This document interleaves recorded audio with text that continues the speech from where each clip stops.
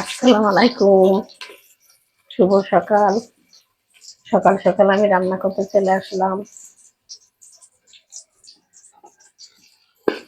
আমি দেখেন পেঁয়াজ দিয়ে দিছি হাঁড়ির মধ্যে,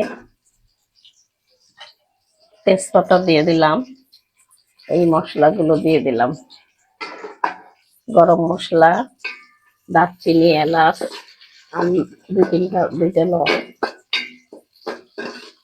দিয়ে আমি খুবই ভালো করে ভাজি করে নিচ্ছি, গরম করে লাল করে, একটু হালকা লাল করে নিব। আমি আজকে রান্না করব ভাই বোনেরা, আজকে আমি রান্না করব, এই দেখেন মুরগির মাংস টুকরা করে নিছি, ছোট ছোট করে মটরশুঁটি নিছি, একটু মুগের ডাল, মসুরের ডাল নিছি, কতগুলো আলু নিছি, আমি চাল ধুয়ে নিছি, এখানে 3 পোয়া চাল ধুয়ে আমি আজকে খিচুড়ি পাকাবো, মাংসের খিচুড়ি।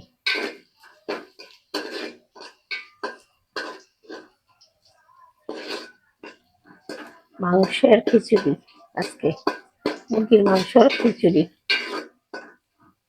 আপনারা কেউ এইভাবে খেয়ে দেখছেন কিনা কমেন্টে জানাবেন। আমরা এরকম খেয়ে থাকি। ভাই বোনেরা, তা আপনাদের তো জিজ্ঞেস করলাম না, আপনারা কেমন আছেন? নিশ্চয়ই ভালো আছেন আল্লাহর রহমতে। আমিও ভালো আছি আল্লাহর রহমতে। আপনারা সবসময় আমার জন্য দোয়া করবেন, আমি যেন সুস্থ থাকতে পারি। আমিও দোয়া করি আপনারা সুস্থ থাকেন। আমি এখন দিয়ে দিচ্ছি জিরার গুঁড়া, দিয়ে দিলাম জিরার গুঁড়া, দিয়ে দিব হলুদের গুঁড়া, দিয়ে দিলাম হলুদের গুঁড়া,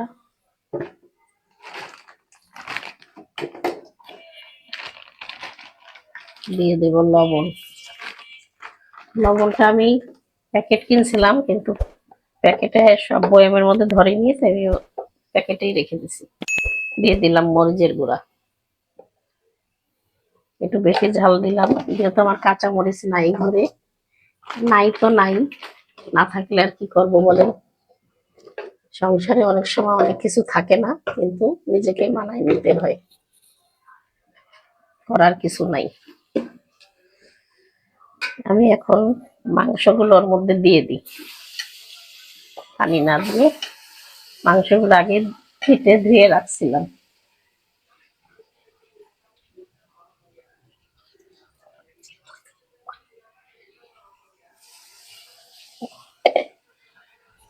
সামান্য অল্প একটু পানি দিলাম।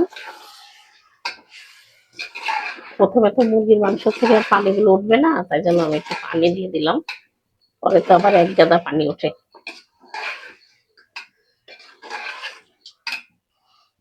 আমি এখন ভাই বোনের আদা রসুন বাটা কিন্তু দিই নাই, এখন দিব। আমি এখন আদা রসুন বাটা দিচ্ছি, একটু বেশি করে দিলাম, যেহেতু চাইলেও এর মধ্যেই দিয়ে দেবো, এই জন্য আমি একটু বেশি করে দিলাম। আমি এখন দেখেন সব মশলাগুলো ভালো করে মাখাই নিব মাংসের সাথে। আমি এখন আস্তে আস্তে সব এইগুলো দিয়ে দেব। আমি এখন ডাল, ধোয়া ডাল দিয়ে দিচ্ছি, মানে ওর সাথেই কষানো হয়ে যাক মশলার সাথে। আমি মটরশুঁটি গুলো দিয়ে দিচ্ছি,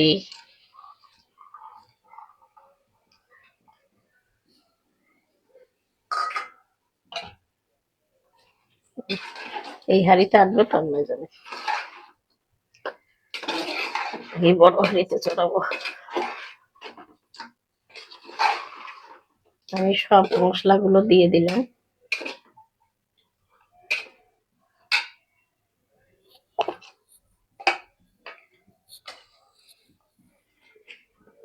আলুও দিয়ে দিই,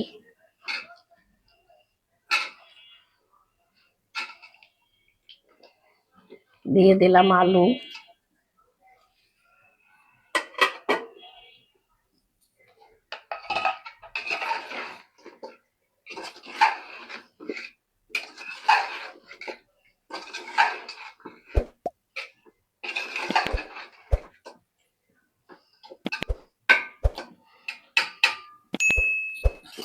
আমি এখন ঢাকা দিয়ে দিই, হতে থাক।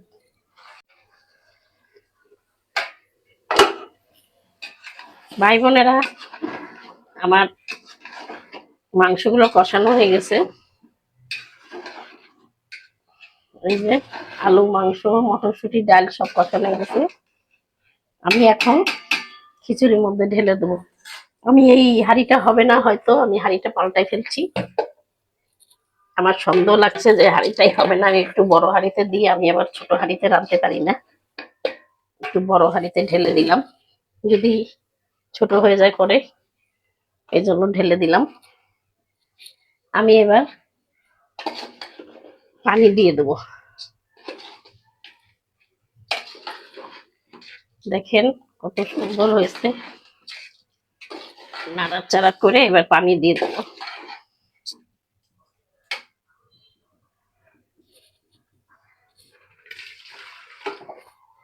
আমি এখানে গরম পানি বসাইছিলাম, আমি এখন আস্তে আস্তে একটু গরম পানি দিয়ে দিচ্ছি। হাঁড়িটা ধুয়ে গরম পানি দিয়ে দিলাম, আর একটু গরম পানি দিয়ে দিই।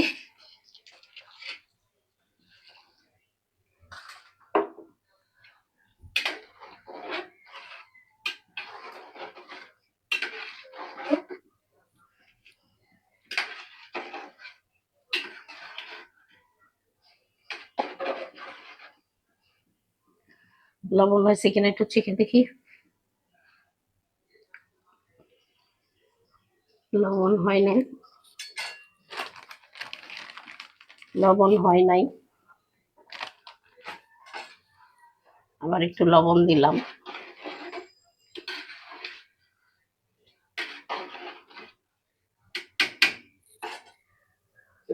হলদি মনে হচ্ছে একটু কম হচ্ছে, আমি আর একটু হলদি দিয়ে দেবো এখন। আর একটু হলদি দিয়ে দিলাম।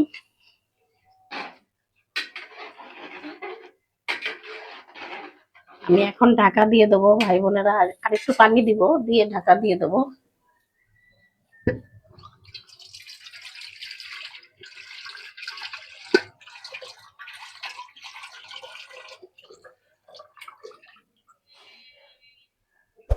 যেহেতু এটা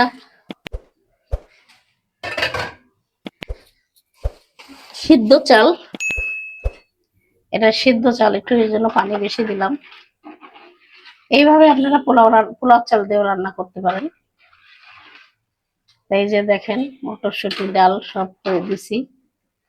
এখন এবার হতে থাক, আমি ঢাকনা দিয়ে দিই।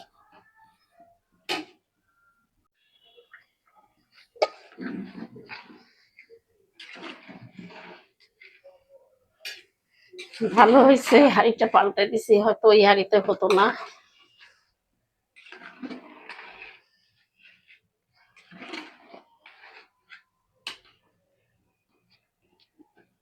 ভাই বোনেরা, আমি এখন একটা তাওয়ার পরে দিয়ে দেবো, একটু তাওয়ার পরে দিয়ে দিই, তলায় ধরে যাবে। দিলাম তাওয়ার পরে।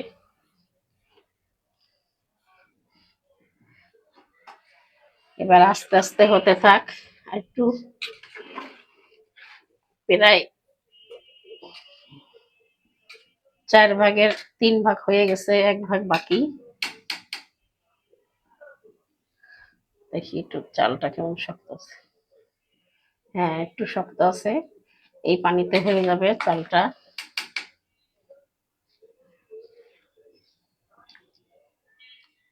তা 4/3 ভাগ বাকি, আবার হোক, আমি ঢাকা দিয়ে দিলাম। ভাই বোনেরা, দেখি কি অবস্থা খিচুড়িটার। খিচুড়িটা হয়ে গেছে, যা সুন্দর ঘ্রাণ বেরোচ্ছে।